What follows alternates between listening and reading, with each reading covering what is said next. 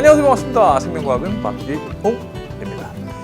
자, 이제 전체 세 단원 중에 두 번째 단원의 마지막 내용입니다. 이 단원 마지막 생명공학 기술에 대한 내용들을 지금 이번 시간에 정리하고 그와 관련된 필수 문항 다시 보기 들어가도록 할게요. 일단은 생명과학은 모든 것이 어디로부터 출발하냐면요, 세포로부터 출발합니다. 그죠? 생물은 기본적으로 세포로 되어 있으니까요. 근데 이 세포를 들여다보면은 거기에 이제 DNA가 있어요. 그죠? 예, DNA. 요걸 이제 조작을 하는 거야. 이제 그것이 이제 유전자 재조합.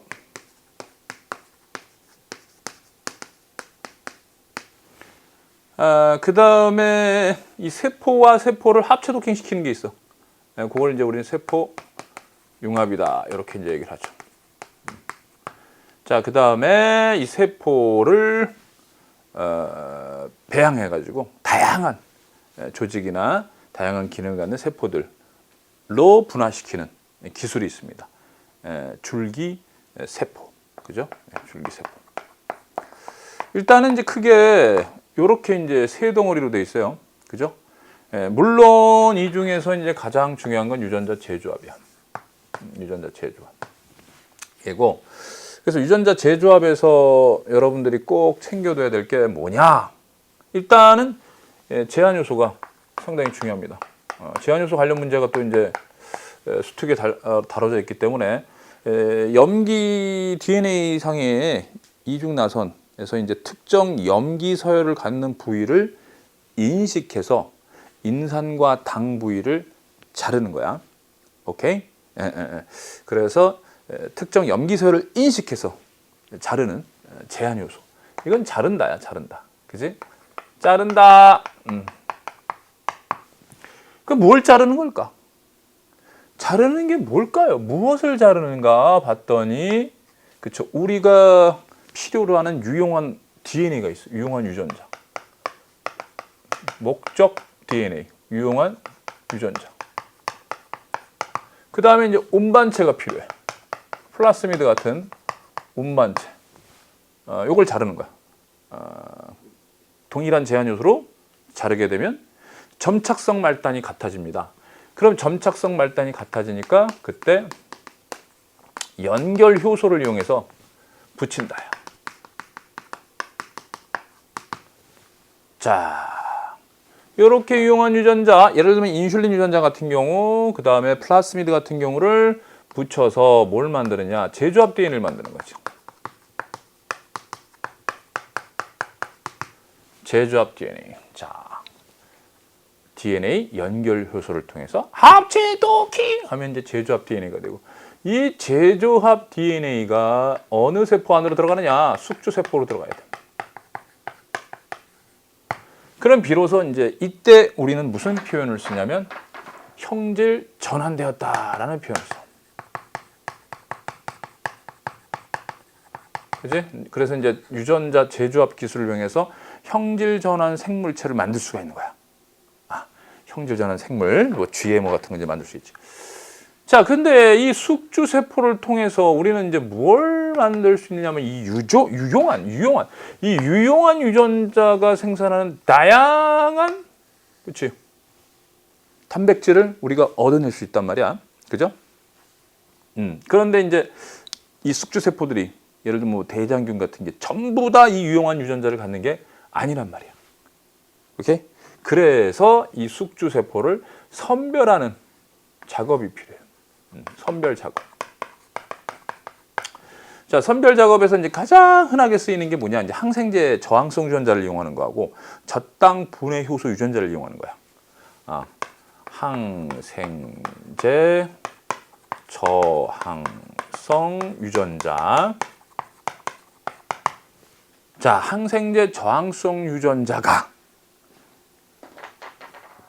있느냐 없느냐에 따라서, 자, 있으면 어떻고 없으면 어떨까?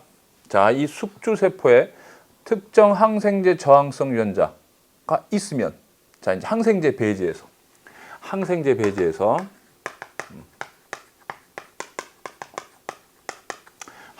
어떻게 될까?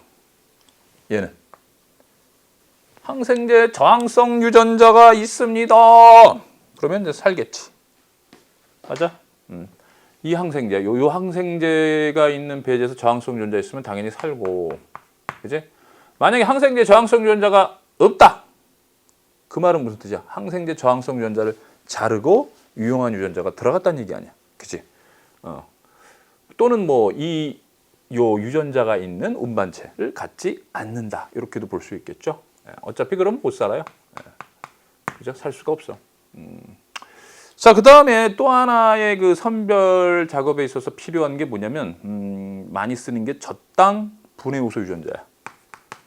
저당 분해 효소 유전자. 자, 이 저당 분해 효소 유전자는 있으면 어떻게 될까? 물론 이제 여기 이제 X겔이라는 물질, 항생제 배제 X겔이 있어. 자, 그럼 무슨 색이 나오냐면요, 저당 분해 효소 유전자가 그대로 있으면, 그치? 얘가 그 X겔 그 배지에서 흰색인데 그 물질 이 배지 씨약을 분해해서 푸른색으로 바꿔요. 그래서 푸른색 돼. 푸른색. 오케이? 하지만 저당 분해 요소 유전자가 없는 녀석은 저당 분해 요소를 만들지 못하니까 흰색인 상태 그대로 되는 거. 흰색인 상태 그대로 되는 거.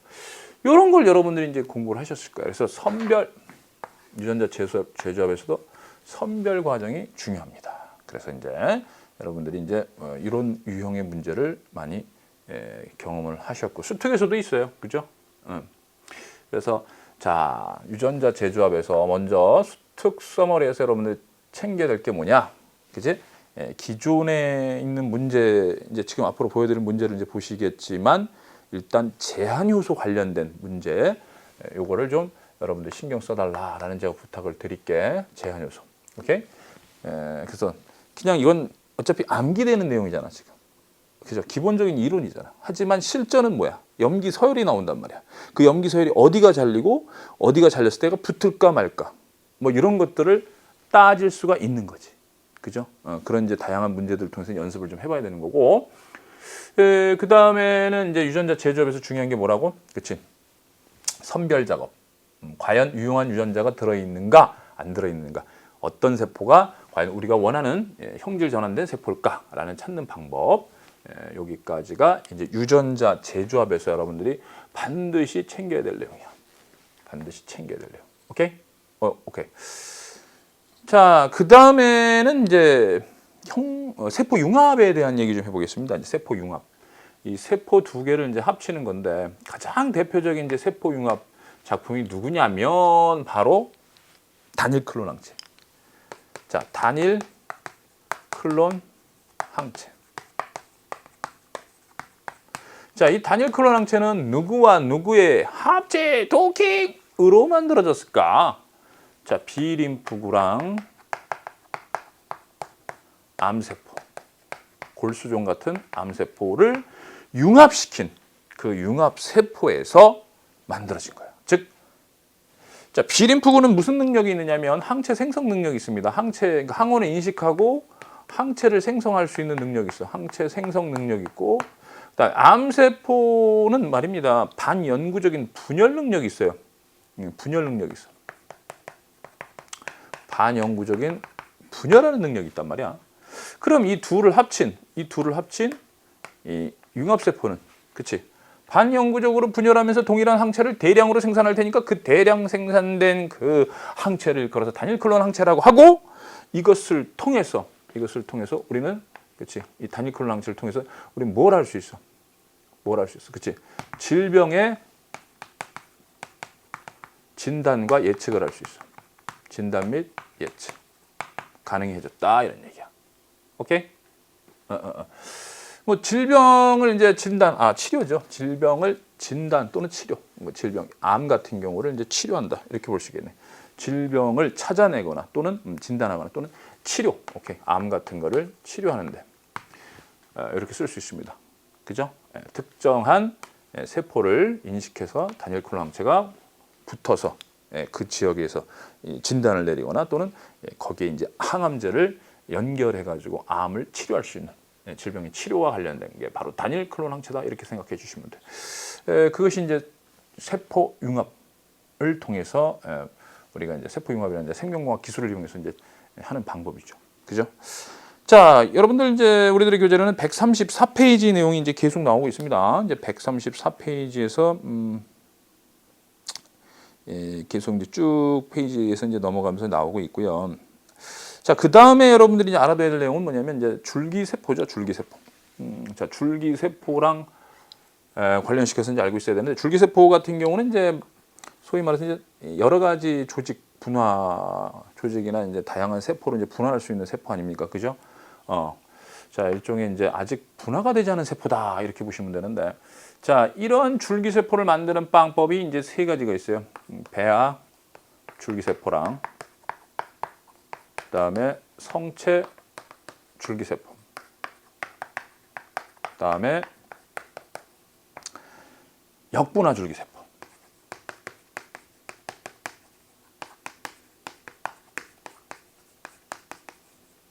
자, 배아 줄기세포는 또 크게 두 가지로 나눕니다. 자, 배아라는 걸 통해서 이제 난자, 그렇지, 난자를 이용한다. 그래서 수정란을 이용한 경우 있어요. 난자하고 이 정자하고 합쳐도 기한 수정란을 이용한 배아줄기 세포가 있고요. 그 다음에 핵치환, 핵이식, 핵치환, 핵이식을 통한 배아줄기 세포가 있어. 그러니까 사실상 이 세 번째는 이제 핵치환, 핵이식에서 이제 온 거거든요. 넓게 보면 이제 핵치환, 핵이식이 있어요. 핵치환, 핵이식. 이 세포에 있는 핵을 치환해서 또는 이식해가지고 만들어내는 건데, 여기서 이제 이 복제생물 같은 경우, 유용한 생물, 복제생물 같은 경우 이제 만들 수 있는 거 아닙니까? 그죠? 복제생물. 그죠? 하지만 뭐 윤리적인 문제를 많이 지금 야기시키고 있고요. 이 핵치환, 핵이식 기술이 여기에 이제 쓰여서, 그치? 맞춤형으로 이제 환자가 거부 반응, 이거 이제 거부 반응이 생길 수 있잖아. 수정란 배아줄기 세포, 그지? 전부 다 거의 이제 다 분화가 가능합니다. 분화 능력이 뛰어나요. 배아줄기 세포는 분화 능력이 뛰어나. 분화 능력이 크다. 그죠? 자, 분화 능력이 크기 때문에 다양한 조직 세포들로 분화될 수 있는데, 이 수정란 같은 경우는 거부 반응이 있단 말이야. 거부 반응이 있어. 그죠? 바뜨그러나 핵치환, 핵이식, 요거는 배아줄기 세포는 환자의 핵을 이용했기 때문에 만들어진 줄기세포가 환자의 핵 유전자랑 동일하기 때문에, 그치, 거부 반응이 있을 수가 없죠. 그래서 거부 반응이 없다.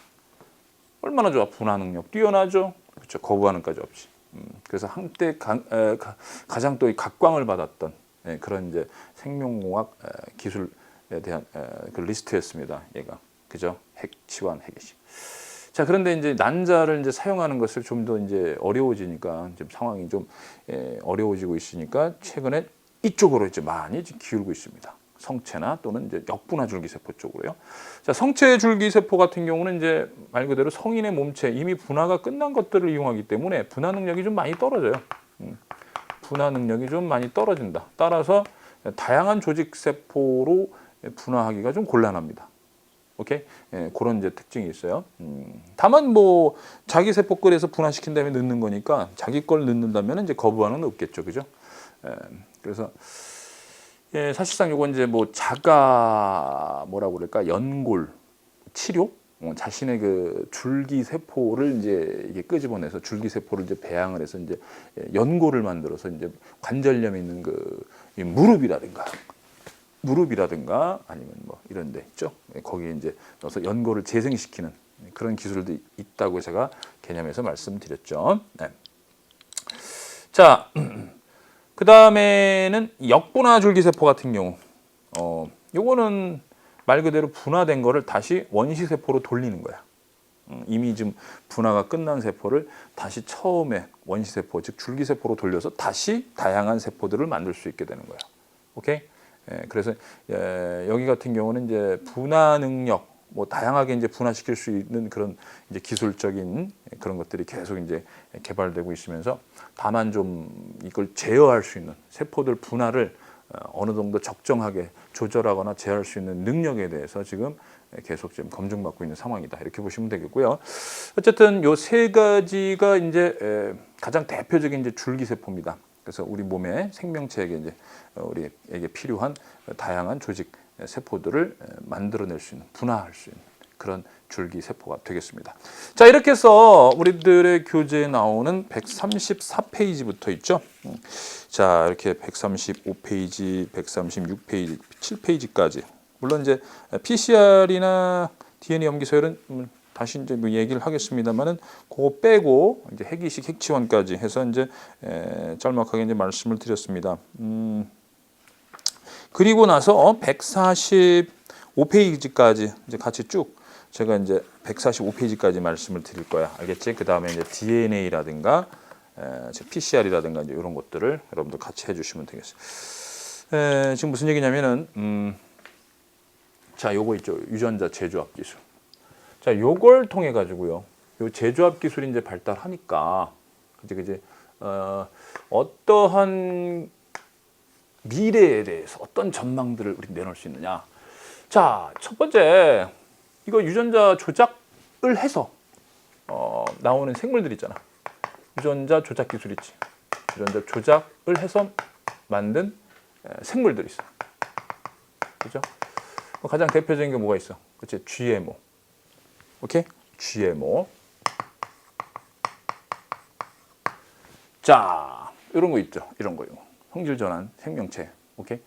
그 다음에는 자, 제한 효소 있지 않습니까? 그 제한 효소로 특정한 부위를 잘라 가지고 전기 용동을 시켜. 작은 조각은 멀리 가고 큰 조각은 멀리 못 가는 걸 이용해서 이제 띠를 만드는 거야. 그래서 DNA 지문. DNA 지문. 오케이? 자, DNA 지문이 이제 사람마다 좀 다르잖아요. 사람마다 염기서열의 차이가 있기 때문에 나타나는 띠가 달라. 그래서 범인을 확인한다든가 범인 식별, 범인 확인, 뭐 그다음에 신원 확인, 그죠? 신원을 확인한다든가 아니면 친자 확인, 친자 감별, 뭐 이런 것들. 자, 이런 등등의 DNA 지문을 좀 이용할 수가 있습니다. 국가수에서 좀 쓸 수 있는 거죠, 그죠? 범인을 이제 식별해내는 것.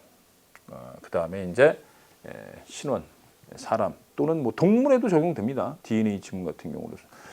그래서 이제 사람의 신원을 확인할 수 있고, 그 다음에 친자를 감별하고요. 자, 이것이 이제 DNA 지문에 대한 얘기가 되겠습니다. 자, 그 다음에는 뭐냐? DNA 칩이 있죠. DNA 칩.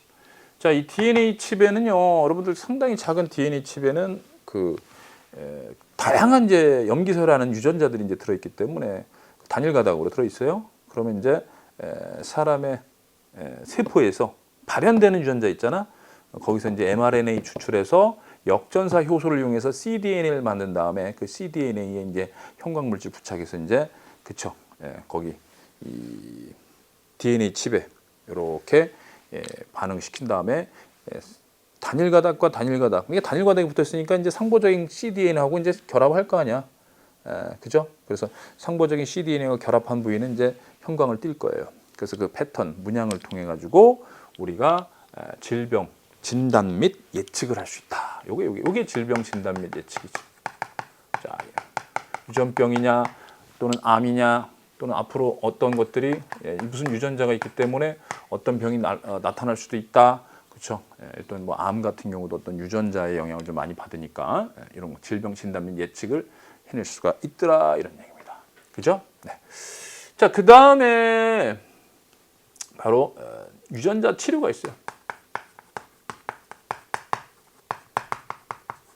유전자 치료. 그러니까 유전병이 있습니다. 그래서 유전자 이상에 의한 유전병 치료 있어요. 유전자 이상, 유전자 돌연변이죠. 이상에 의한 이 정상 유전자를 갖지 못한 사람에게 바이러스라는 바이러스라는 운반체를 이용해서 정상 유전자를 이식시켜 주는 거지, 그지? 물론 그 환자의 골수 세포를 빼내서, 그죠? 바이러스에다가 정상 유전자를 넣어서 거기다 핵에다 딱 넣어주고 다시 배양을 해서 환자에게 넣어주면 환자에게 없던 정상 유전자가 발현이 돼서 증상이 완화될 수 있는 그런 유전자 치료가 바로 이제 유전자 재조합 기술로부터 이제 쭉 진행이 되어 왔다. 이렇게 이제 보시면 돼. 그래서 이제 생명공학에서 이제 가장 많이 나오는 게 이제 DNA 파트죠. DNA 파트에서 이제 유전자 재조합이 상당히 많이 나왔고요. 그죠? 그다음에 이제 DNA 지문과 관련된 문제. 그다음에 최근에 이제 여러분들에게 많이 나오는 게 이제 바로 PCR하고 DNA 염기 서열 분석입니다. 물론 그 중에 으뜸은 PCR입니다. PCR. 폴리머레이즈 체인지 리액션 이래 가지고 이제 PCR이 나오게 되는데 자, PCR하고 이제 DNA 염기 서열 분석을 좀 해 봐야겠습니다. 여기서 이제 가장 최신형으로 나오는 게 이제 뭐냐? 여기다 한번 해 보겠습니다. 자, PCR과 뭐다? 그렇지. PCR and DNA 염기서열 분석. 자, 먼저 PCR부터 이제 얘기를 할게요. PCR. 중합효소 연쇄 반응이다. 이렇게 얘기를 합니다. 중합효소 연쇄 반응. 일단은 준비물이 뭐냐? 준비물. 자, 준비물은 어떤 게 있습니까? 자, PCR을 하는 데 있어서 준비물. 일단은 DNA 양을 증폭시키는 겁니다. DNA를 인공적으로 지금 복제시켜서 양을 늘리는 거야. 동일한 DNA를 늘리는 거니까 DNA를 늘릴 때 필요한 게 뭐야? 그치? DNA 재료, 뉴클레오타이드, 그죠? DNTP, DNA의 재료가 되죠. 그 다음에는 또 이것들을 쭉 연결을 시켜야 되거든. 연결시킬 때 필요한 게 바로 DNA 중합효소야. 근데 PCR은 고온, 저온, 중온 이것을 반복합니다. 고온, 저온, 중온. 자, 이 과정을 계속 반복하기 때문에 고온에서 견디는, 그렇죠? 고온에서 견디는 DNA 중합효소. 고온에서도 변성되지 않는 DNA 중합효소를 이용하고요. 자, 그 다음에는 프라이머가 있어야 됩니다. 프라이머 두 종류의 그러니까 DNA 이중나선이 있으면 이걸 그냥 DNA 이중나선을 그대로 증폭시키는 방법이에요. 이거는 DNA 한 가닥이 아니고요. 방법은 다양하지만 일단 DNA 이중나선을 증폭시키는 방법이니까 그때 두 종류의 DNA 프라이머가 있어야 돼요.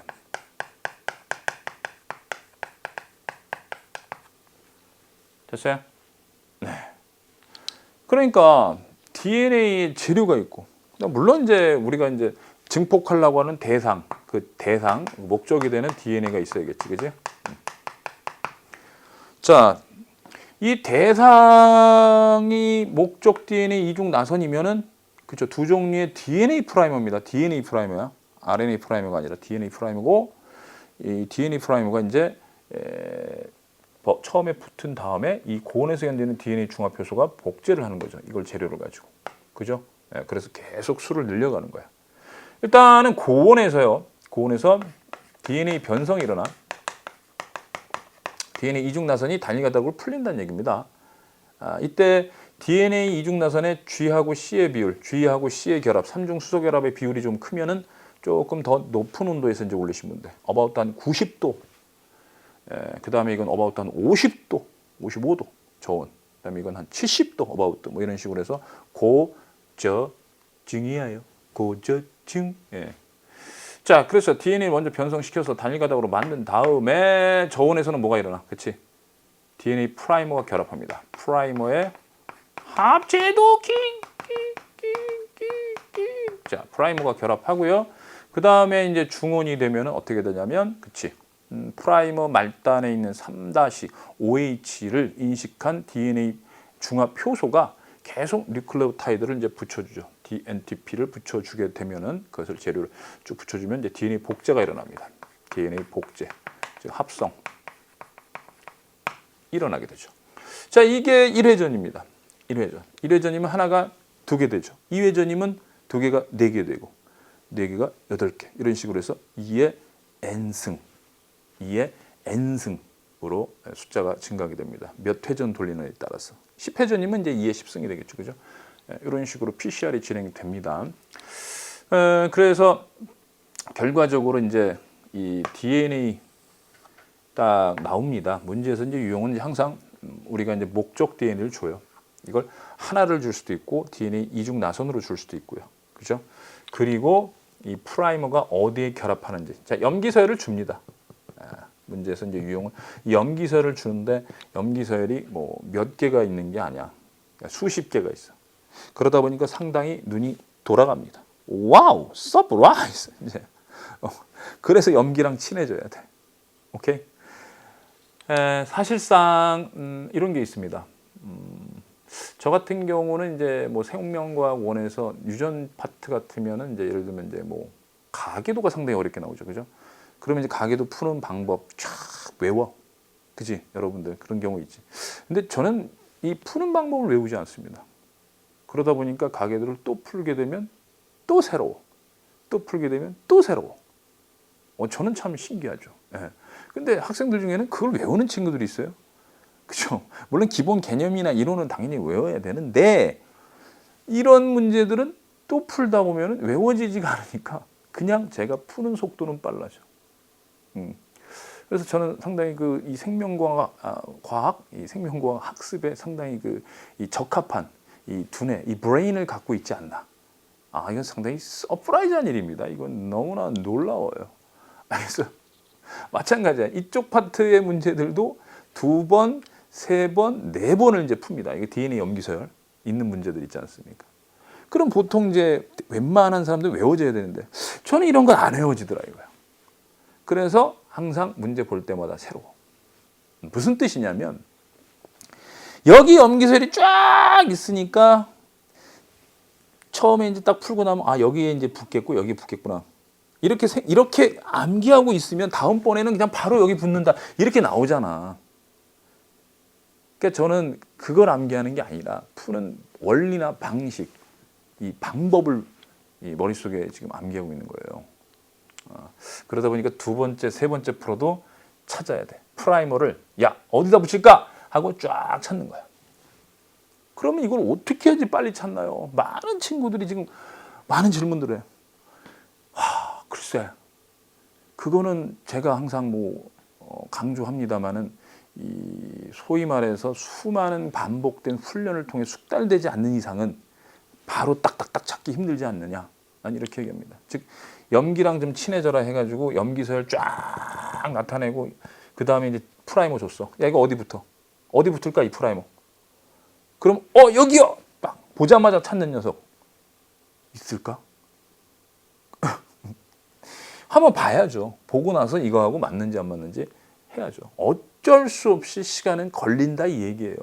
그리고 이런 문제 내는 이유가 뭡니까? 시간 걸리라고 내는 거 아니에요. 안 그렇습니까?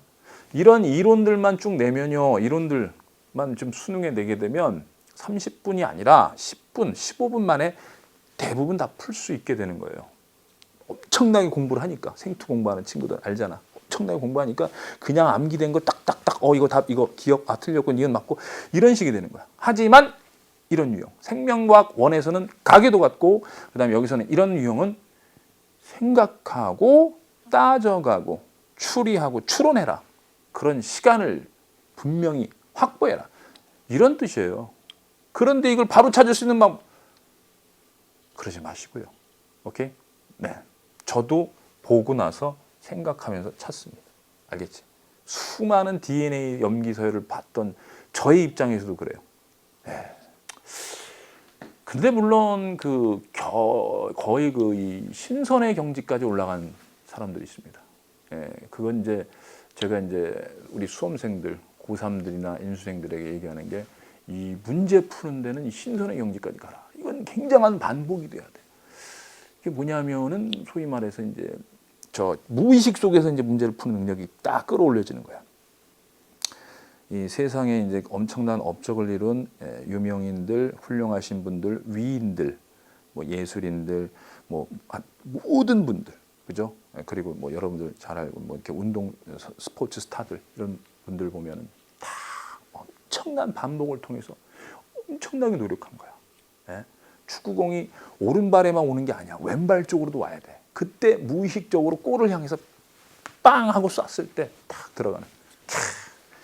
여하튼 연습입니다. 아시겠죠? 예. 자, 결론은 그건데 상당히 길게 얘기했네요. 좋습니다. 그래서 이 두 종류의 DNA 프라이머가 이쪽이 어디서 붙어, 이쪽도 어디선가 붙어. 자, 붙고 났어. 이렇게 딱 붙었다라고 하면 방향성 찾죠? 네, 방향 찾는 거야. 그래서 프라이머가 붙은 쪽, 여기가 3-가 되면 안 되지. 당연히 여기가 5-가 돼야겠지. 그럼 여기는 이제 3-가 되는 거야. 그래서 주연 가닥에 3- 말단 쪽에 프라이머가 붙는 겁니다. 주연 가닥에 3- 말단 쪽에 프라이머가 붙어요. 됐어요? 그래서 5-, 3- 이쪽으로 가는 거죠. 그래서 여기가 5-가 되겠죠. 자, 그래서 증폭 부위가 있어요. 증폭 부위. 여기서부터 여기까지가 증폭이 되더라 이런 얘기입니다. 그래서 1회전 할 때는 어떤 길이가 나오는지, 2회전, 3회전 할 때는 어떤 이중가닥 나오는지, 단일가닥은 얼마짜리가 나오는지 그런 것들을 제가 올해와 작년 수특 수능 완성 이것들을 통해서 수차례 여러분들한테 말씀을 드렸습니다. 오케이? 그걸 좀 알아두시라는 얘기를 지금 여기까지 할게요. 네, 그래서 작년에 수특 수능 완성 뭐까지 해서 한번 찾아보시면 되겠고요. 자, 그 다음에는 자, 요거 DNA 염기서열 분석.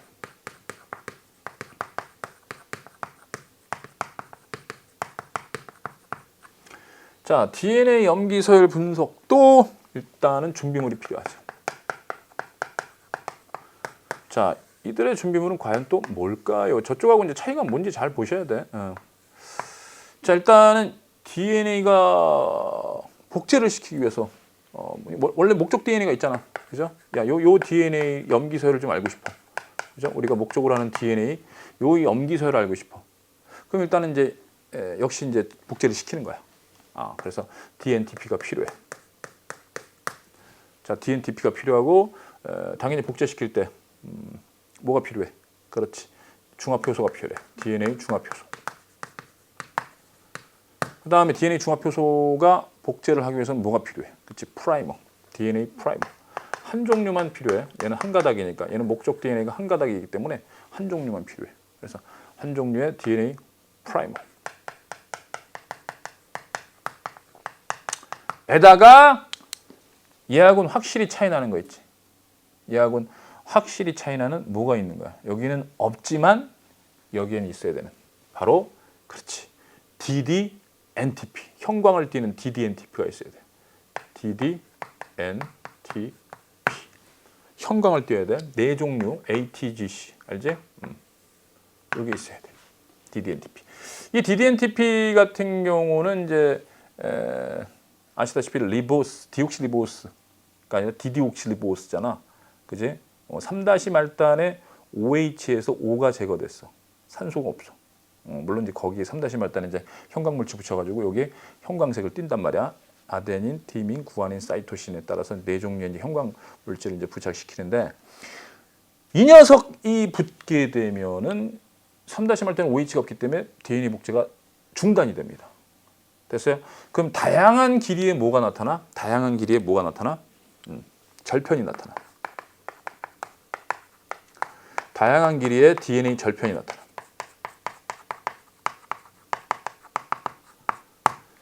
오케이? 그럼 이 다양한 길이의 DNA 절편은 당연히 프라이머는 반드시 포함한다. 전부 다. 프라이머 포함하고, 그 다음에 얘네들 5-에서 3- 쪽. 여기는 이제 프라이머 포함하고 있는 거고, 여기에 이제 뭐가 붙어 있는 거야. 그치? DDNTP 중에 하나씩 붙어 있는 거지.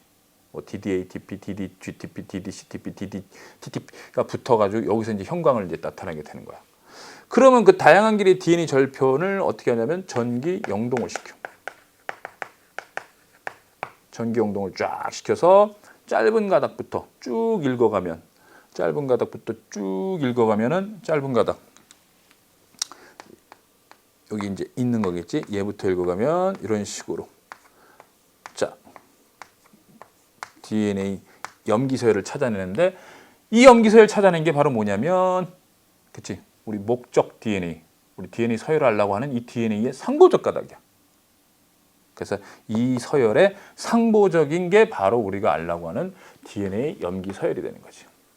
됐죠?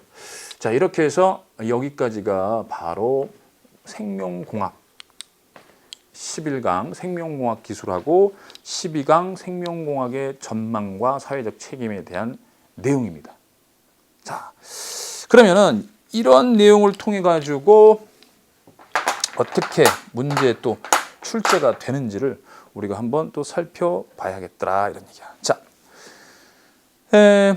먼저 우리들의 교재 140페이지에 자, 2번부터 우리가 한번 들어가 보도록 할게요. 140페이지 2번 보겠습니다. 여기 보시면은 이제 뭐가 나오느냐면요. 플라스미드에 저당분해 요소 유전자가 있고 인슐린 유전자를 이제 넣어주는 과정이 나옵니다.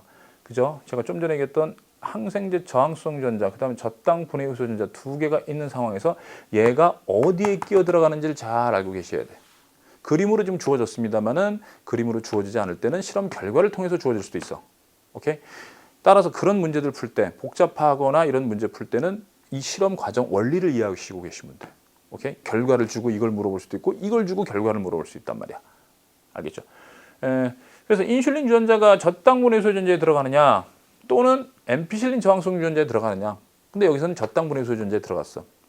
그러면 이제 인슐린 유전자가 있는 경우는, 자, 인슐린 유전자가 있는 경우는 얘가 여기 끼어 들어갔으니까 일단 엠피실린에 대해서 저항성이 있어야 돼. 이걸 갖고 있어야 되니까. 이 플라스미드, 제조 플라스미드를 갖고 있어야 되니까, 그렇지. 엠피실린 저항성은 있고, 그 다음에 저당 분해 효소는 못 만들어. 저당 분해 효소는 못 만드니까, 그렇지. 푸른색이 아니라, 푸른색으로 아니라 흰색 베이지에 있게 된다. 요걸 여러분들이 이제 알고 있어야 되는 그런 문제입니다. 아시겠죠? 그래서 이제 딱 푸른색 군체하고 흰색 군체 둘 중에 누굴까? 그리고 이 베이지는 과연 무슨 베이지일까? 오케이? 그런 것까지 좀 세세하게 여러분 따져가면서 문제를 좀 보시길 바랍니다. 아시겠죠? 제가 항상 부탁하는 건 문제 풀고 답을 찾는 게 아니라고 제가 분명히 말씀드렸잖아. 그치? 오케이. 자, 그 다음에 지금 이 문제를 통해 가지고 여러분들이 선별 작업을 지금 확실하게 또 나타냈습니다. 선별 작업과 관련된 문제예요. 그죠? 자, 선별 작업과 관련된 문제인데 아까 문제보다 조금 더 복잡하게 보입니다. 많은 원리는 똑같아. 알겠어요? 유전자 X, 유전자 Y. 그죠? 그 다음에 대장균 뭐 이렇게 그 다음에 유전자 P 넣어주고 Q 넣어주고. 요 과정이 유전자 바로 재조합이에요. 그죠? 유전자 재조합의 원리를 그대로 딴 거야. 잘라서 넣어주고. 제한 요소, 그 다음에 연결 요소. 맞습니까? 그래서 여기서 이제 생존 여부를 또 물어봅니다. 생존 여부, 그죠? 그 다음에 이제 군체의 색깔, 이런 걸 물어보고 있고, 그 다음에 아까 말씀드렸던 이 X나 Y는 당연히 이걸 통해서 추론해 볼게요. 이걸 통해서 추론한다면, 역으로 추론하는 거야. 지금 이제 문제는 다 풀었으니까 역으로 추론해서 이 결과를 통해서 무슨 베이지일까? 그렇지. 살고 죽고 할 수 있다는 얘기는 그렇지. 여기엔 분명히 둘 중에 하나는 항생제 저항성 유전자가 있겠구나. 그리고 이러한 문제 제시된 시약이 저당 분해 효소에서 분해되면 흰색에서 푸른색 된다라는 조건이 있다면 이 베이지는 어떤 베이지다? 항생제가 있으면서 그치 X겔 그 시약이 있는 베이지고 그리고 얘는 어떤 유전자고 요거를 찾아낼 수가 있는 겁니다. 아시겠죠? 그래서 일단 문제는 다 풀었으니까 요걸 통해서 역으로 한번 추정을 다시 해보세요. 더 쉽게 얘기하면 이 내용을 확실하게 머릿속에 딱 넣어두란 얘기야. 암기가 아니라 원리. 아까 제가 얘기했어. 그냥 문제를 푸는데 기출문제 암기라는 게 아니야. 기출문제 3번, 4번, 5번 풀라고 그러는데 암기하라는 얘기가 아니란 말이에요. 분석, 풀면서 분석. 이건 또 기출보다 연계 교재 문제니까 역시 똑같은 원리로 접근하시면 되겠습니다. 아시겠어? 그런데 문제는 이제 이런 유형도 나오지만 이게 이제 상당히 클래식한 유형입니다. 상당히 예전부터 쭉 출제될 수 있는 유형이었는데 어떻게 또 진화가 됐냐? 한 단계 진화된 게 뭐냐면 얘를 집어넣는데 필요한 게 제한 요소하고 연결 요소라고 그랬지. 그 제한 요소 관련된 문제를 요새 다 어때?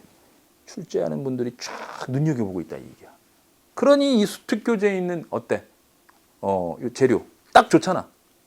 그래서 이 문제들도 여러분들 눈여겨봐달라 얘기야. 140페이지에 3번 있어. 자, 2점짜리 수능 테스트 이건 상당히 이거 바로 들어가는 거 아니에요? 여기 점착성 말당에 합체 도킹하고 그렇죠? 예, 이런 가장 기본기 얘하고 얘가 붙을까? 마치 테트리스 같아. 붙을까 말까. 그지?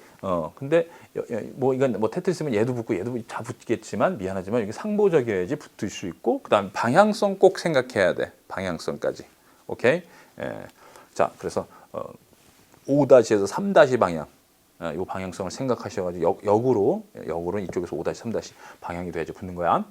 그래서 여기 이제 재조합이 될 수 있는가 없는가를 이제 물어본 문제예요. 그죠? 그 다음으로 이제 3점짜리로 가면은요, 144페이지 5번을 먼저 보세요. 144페이지 5번을 보면 좀 전하고 유사합니다만은 아예 그냥 제한 요소를 4종류를 준 거야.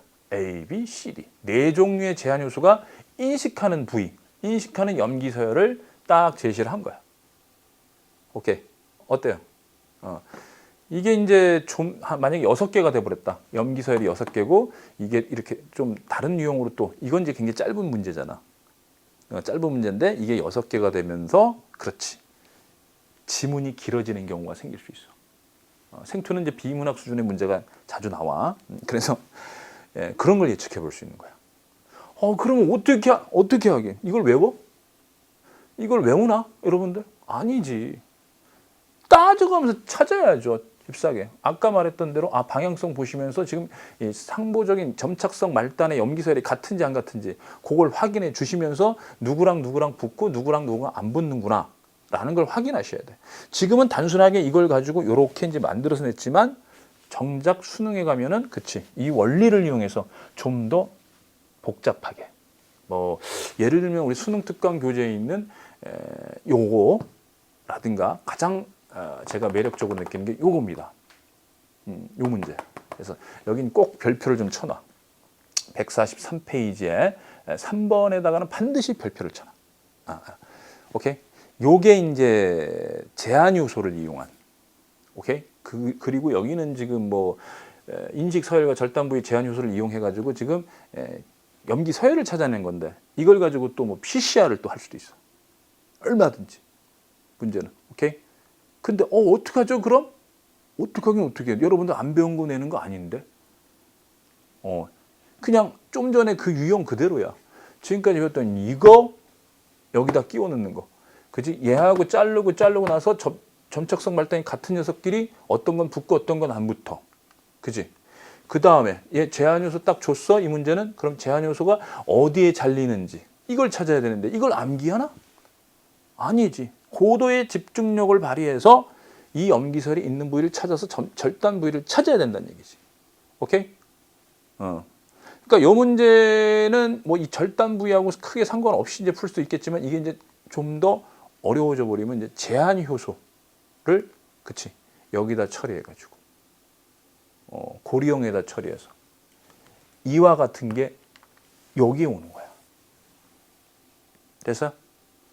이해가셨죠? 그래서 이 3번과 2번의 이 과정도 믹스가 될 수 있습니다. 아시겠지? 그래서 이 제한 요소, 첫 번째 제한 요소 잘 아셔야 되는 건 당연한 건데 어디가 잘리는지 아셔야 되고 그 다음에 그 조각의 DNA 염기설이 어딘지 아셔야 되고 더군다나 프라이머가 지금 어디 붙는지 요것도 어디 붙는지 상보적인 거 쫙 찾아주셔야 돼. 이때 중요한 건 당황해서는 안 되고 집중력 발휘하시면서 하나씩 차분하게 찾아주시면 돼. 만약에 당황해서 안 보여 이러지 마시오. 시간은 계속 흘러가기 때문에 정말 시간의 압박 엄청납니다. 이런 문제 풀 때. 오케이. 그래서 이제 거의 마지막으로 이제 보내신다는 거 아시죠? 마지막에 한 두세 문제 보내세요. 생투는. 오케이. 자, 그래서 요 3점 테스트 두 문제. 오케이? 2점짜리 2번, 3번. 요 두 문제를 완벽하게 이해를 좀 해 주시길 바라고 제가 강의 중에 언급했던 그런 내용들. 그죠? 수특 강의 중에 이제 얘를 뭘 해봐라 이렇게 이제 얘기했던 것들도 여러분들 좀 신경을 좀 써주세요. 알겠습니까? 자, 그 다음에 또 하나 여러분들이 좀 주목해야 될 생명공학에서 이제 주목해야 될 부분은 뭐냐면 바로 전기용동을 통한 이 DNA 지문이에요. DNA 지문. 요건 좀 흔하게 출제가 됐어. DNA 지문과 관련된 거. 오케이? 그래서 먼저 148페이지에 3번을 좀 봐주시면 148페이지에 3번을 봐주시면 이 대립전자 S1하고 S2에 의해서 결정되는데 이 S1 그 다음에 S2 이렇게 DNA 지문이 다른 이유는 바로 요것 때문이야. 그러면 우리가 이제 문제를 연습하는 데 있어서 어떻게 하면 된다고? 그렇지. 결과를 통해서 이걸 유추해낼 수 있어야 돼. 오케이? 이 대립전자거든. 대립전자인데 왜 이럴까? 얘는 제한요소의 인식 부위가 있구나. 또 몇 군데구나. 얘는 없구나, 있구나. 뭐 이런 식으로 판단할 수 있어야 된다는 얘기야. 그렇죠? 간단한 문제지만 그런 판단을 할 수 있어야 되고 그 다음에는 이제 3점 테스트에서 이제 1번 보시면은 그렇죠? 간단하게 나왔지만 이것이 어떻게, 그렇지? 다른 것과 연계돼서 나올 수도 있다 이거지. 오케이? 다른 것으로 연계된다는 건 뭡니까? 제한 어차피 제한 요소랑 연계되든지 아시겠어요? 또 이거는 뭐 알다시피 DNA 염기 서열 분석에도 나온 거니까 그죠? 일단 뭐 제한 요소는 너무너무 중요한 거야. 제한 요소는 지금 이 수특에서 지금 수특 서머리이기 때문에 수특에서 이제 굉장히 중요한 걸로 여러분들이 이제 받아들여 주셔야 되는 거야. 알겠지? 역시 이제 제한 요소 관련된 거고요. 그 다음에 라스트로 여러분들이 이제 이 문제가 바로 제한 요소를 통해서 아시다시피 이렇게 전기용동을 하지 않습니까? 그죠? 긴 조각에서 짧은 조각 전기용동 할 때 다른 단원에서 융합이 된 거야. 바로 줄기세포. 오케이, 줄기세포. 그래서 이런 유형은 뭐 여러분들 뭐 기출에서도 이제 봤던 유형이기 때문에 요 DNA 지문, 전기용동을 통한 DNA 지문을 통해서 누구하고 누가 같고 어떤 게 누구 거고 어떤 게 누구 거다. 요걸 이제 판단해낸 이렇게 이제 공부를 좀 해 나가시면 될 것 같습니다.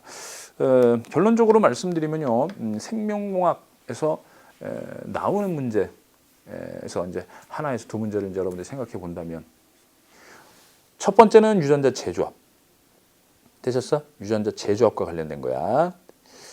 여기서도 이제 제한 요소 뭐 연결해서 쓰이겠습니다만은 여기서 중요한 건 이제 선별 작업, 그지? 항생제 저항성 유전자라든가 저당분의 효소 유전자, 여기에 초점을 맞춰줘서 공부를 해 주시면 되는 거고, 두 번째는 제한 요소로 직접 DNA를 잘라. 오케이. DNA를 잘랐는데 그 염기 서열이 상보적이냐, 즉 점착성 말단이 결합할 수 있느냐 없느냐. 이제 요걸 따지는 문제가 나올 수 있어. 거기서 이제 융합돼서 PCR하고 그다음에 DNA 염기 서열 분석과 관련돼서 나올 수 있고, 마지막으로 이제 DNA 지문과 관련돼서 나올 수 있는데요. 결국 결과적으로 보니까 그렇죠. 전부 다 DNA 관련된 문제네요. 아무래도 최근에 이제 생명공학 기술의 이제 방향성은 이제 자꾸 분자생물학 쪽, DNA 쪽을 좀 많이 지향을 하니까 출제하는 경향이 있는 걸로 보여지기 때문에 여러분들 이 DNA 염기서열 관련된 내용 많이 꾸준히 좀 연습을 좀 부탁드릴게요. 알겠죠? 그래서 뭐 실전 모의고사라든가 이런 걸 통해서 끊임없이 좀 반복 훈련해 주세요. 물론 그 전에 기출은 4번, 5번 반드시 돌려야 되고요. 아시겠죠? 자, 이렇게 해서 생명공학 관련 내용들을 마치도록 하겠습니다. 오케이, 수고했습니다. 바이바이.